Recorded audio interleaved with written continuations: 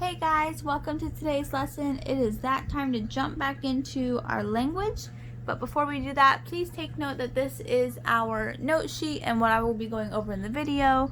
It's the sheet you can create your own notes from.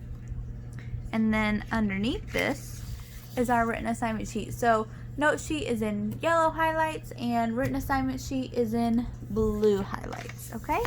I'm just gonna fix this up for us here and zoom on in just a bit. That was a little quicker than I expected. Okay, let's look at the top here. I've already written out a little bit. I was going over it with myself and ended up making pen marks, so that'll just be a little extra hint for us as we go over these highlighted sections to notice what is special to look at, okay? I'm going to zoom in just a little bit more, really to give you guys the best view possible. I think that'll be good. Okay, so let's review over less and fewer, starting with less.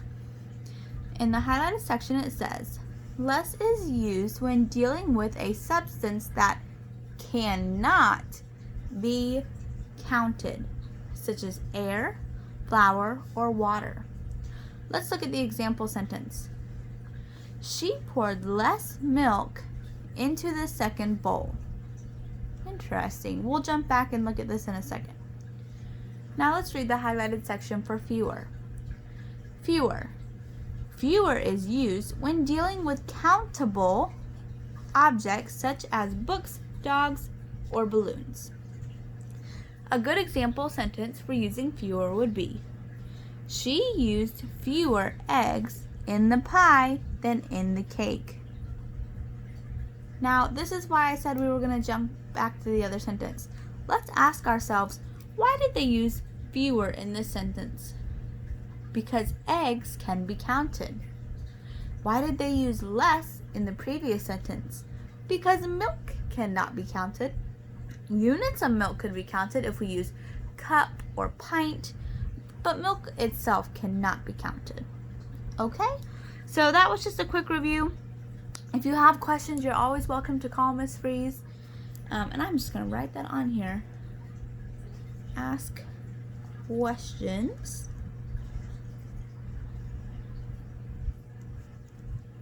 if you need to. Just as a little reminder for everybody that it's okay to not always understand something, okay? So I'm going to move down to our new concept, and our new concept is not necessarily trying to use which version of a word to use in a sentence. It's more of a grammar rule, okay? So let's take a look here. Off of versus off. Here's our grammar rule. Never use off of. Off is sufficient. Okay, I know what you're thinking. That sounds a little odd. Why would we not use off of?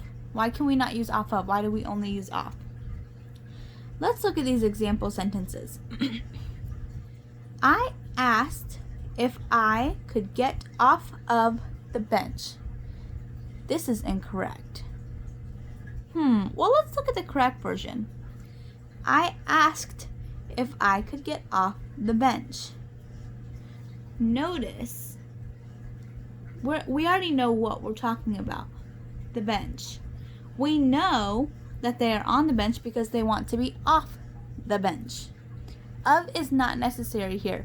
It is an unnecessary word, and therefore we don't need to add it. It'll actually be grammatically incorrect. And a little hint I have for myself that I just realized I had when creating this lesson, I did not realize it before, what I use in my writing, is the word off already has the word of in it. So I don't need to add it twice. So when I'm writing or I'm speaking, instead of saying off of something, for example, instead of saying I asked if I could get off of the couch, I already know that the word of is in the sentence, so I don't need to use the word of twice. I asked if I could get off the bench is sufficient. What are other ways you might use this? Maybe if we say, bear with me, I'm going to try to think of some things off the top of my head. I could not get off of the ride. We don't need to say I could not get off of the ride. We can just say I could not get off the ride. Okay, that's a pretty simple concept.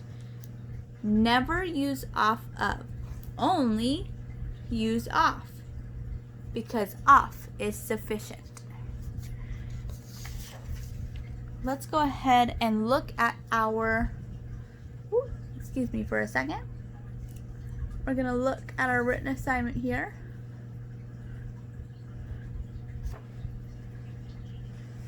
Okay, if you're watching this video and you get to this point of the video, I have something fun I'm going to do here.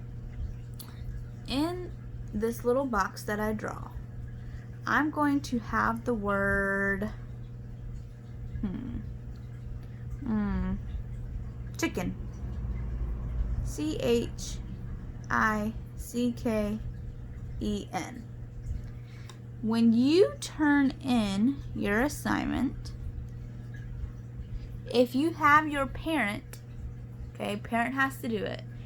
If your parent messages me the word chicken, I will give you 5 extra points. I'm not going to write it on here because this is a test to see who is watching the videos all the way to the end, because we could all use 5 extra points. So who would not take it for a simple text message, right?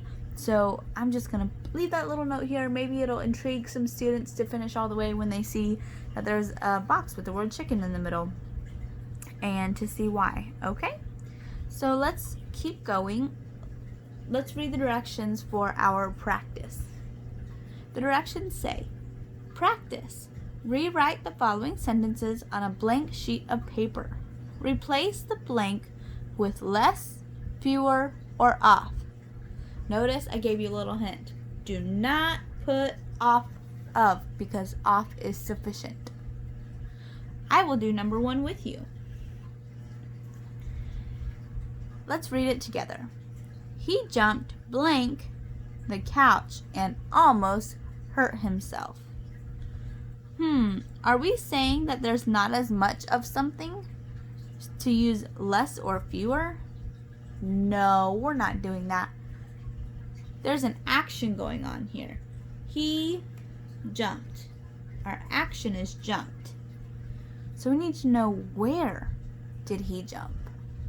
Well, we only have 1 word out of the 3 we could use that would tell us where. And that would be off. So I'm going to fill in the blank with the word off. Okay?